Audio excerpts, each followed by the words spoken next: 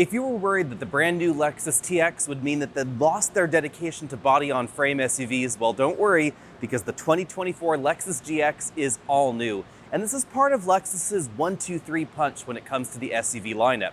We have the most complete SUV lineup, really, for a luxury brand in North America, with 2 body-on-frame SUVs and 4 unibody SUVs on sale for 2024. Let's take a deeper look at this guy right here. If you're interested in something that's more off-road capable with a twin-turbo V6, 8,000 pounds of towing capability, and an optional hybrid system later, you want the 2024 GX. The first thing you'll notice as you approach the new GX is obviously the new grille, which definitely looks better integrated into the model. The previous generation GX didn't actually debut with the spindle, it was added later. But this is a pretty different take on that spindle. Let me know what you think about that down below. We have a much more horizontal and boxier format all the way around, and a more rugged look because we're going to be getting new off-road trims. In addition to the radically different front end, we have a radically different side profile. This is considerably longer than before, nearly 3 inches longer at 197 inches long, and an important 3.8 inches wider than the outgoing model, certainly giving it a more muscular stance. And that really goes with the two-tone paint scheme that we find in this model, the boxier proportions out back, and this really interesting swoop. This kind of reminds me of the swoop we find in an F-150, only instead of being on the front door, it's back here on the back door.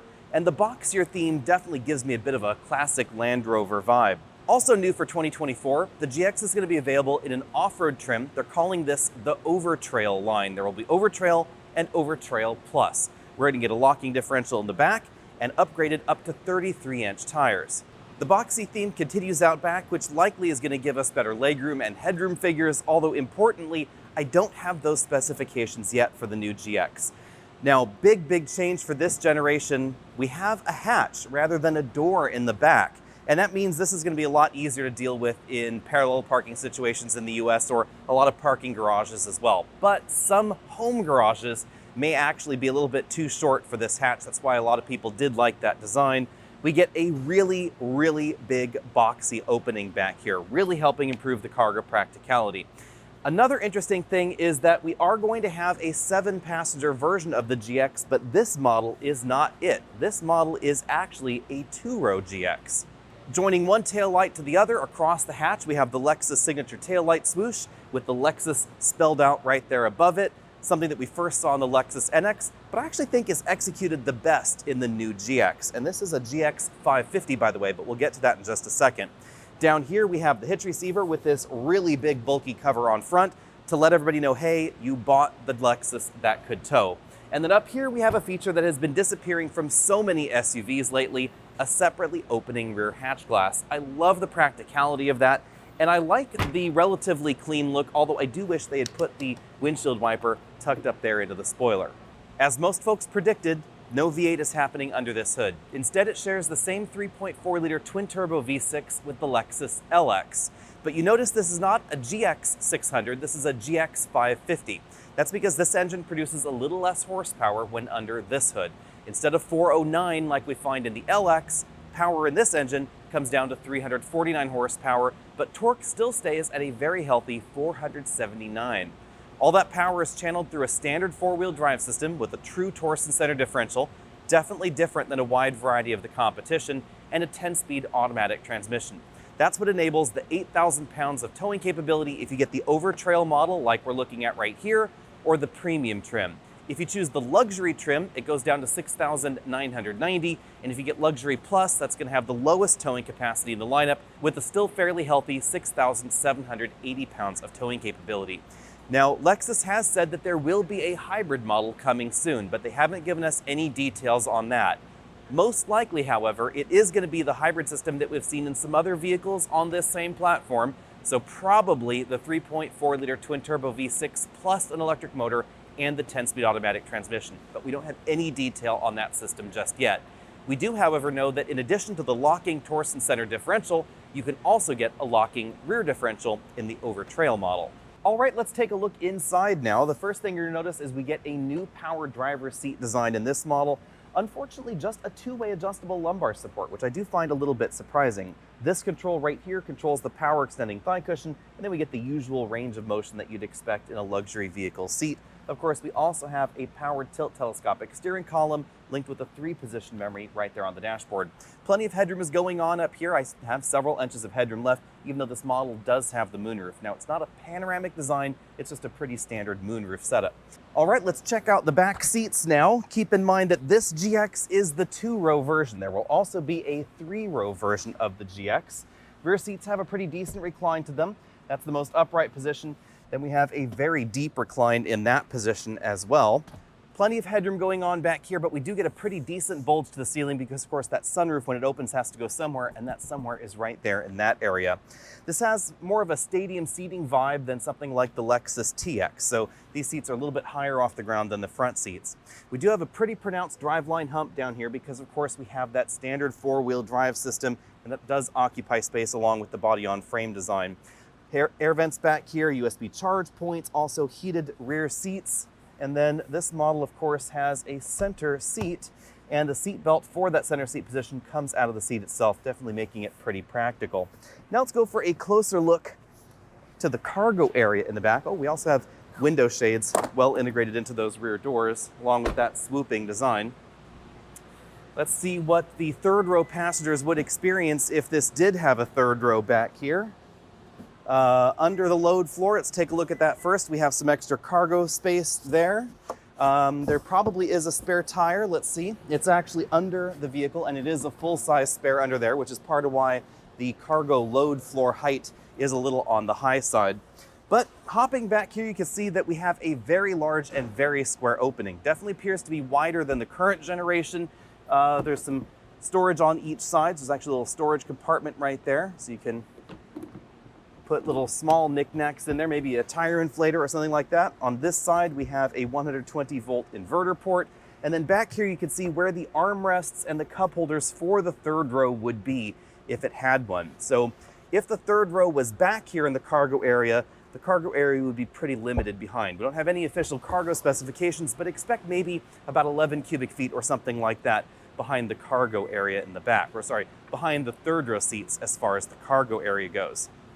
It's a little bit difficult to film in this warehouse, but let's take a quick look around the interior. Here we have the controls for the moonroof. You can see again, it's a pretty standard sized moonroof, height adjustable shoulder belts, and head restraints for the driver and front passenger. This is not an all charcoal interior. The faux suede sections on the seats, that's actually kind of an olive or khaki color. Definitely gives us a different feel on the inside, really goes with the off-road vibe going on here.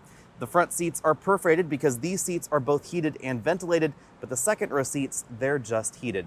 Moving on to the front door panels, you can see this section there also has kind of that khaki color going on there inside those perforations. We do have a few harder plastics than I had expected to see in the front door construction. Mostly down there along the bottom of the door, but they do exist. Moving over to the front door panels, we have a combination soft touch upper section of the dashboard, soft touch middle section, and then harder plastics lower. Looks like we have a pretty decently sized slot style glove compartment there. Let's go ahead and turn the vehicle on so we can see this new 14-inch infotainment system. This is the same infotainment system that we find in the other modern Lexus models, but I think this is really integrated better with the dashboard. It's a little bit difficult, again, to see everything in the lighting going on here, but if I pull my light out, you can see that we have a very square theme to the dashboard that we haven't seen in some Lexus models for a while. I think it looks really great with the general design. Go ahead and press that button again so we can get in the accessory mode here. On the driver's side, we have a 12.3-inch LCD instrument cluster rather than the 2-screen setup that we're seeing in so many German and Korean options. Round steering wheel there, paddle shifters on the back, pretty typical Lexus controls up front. This gives the dashboard definitely a different look than we find in, for instance, a Genesis or a modern Mercedes, where we have those more identical screens running across the dashboard. Down here at the bottom of the screen, we have the climate controls. These are well integrated into the system. They actually kind of float on top of the touchscreen itself.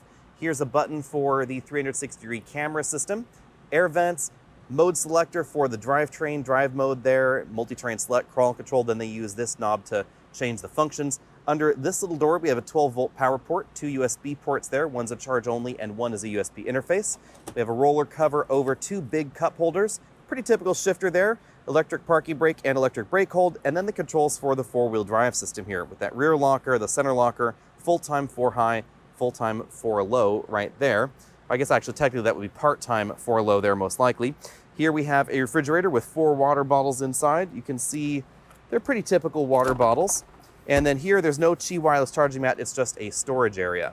Rounding out the square treatment at the top of the dashboard, we have a full color heads-up display over here, and you can see definitely a very square and very horizontal dash with this interesting cut line around that LCD to really give this the extra depth that you might expect. Then over here, we have just the slightest little bit of a storage area for the passenger, maybe sort of a grab handle location.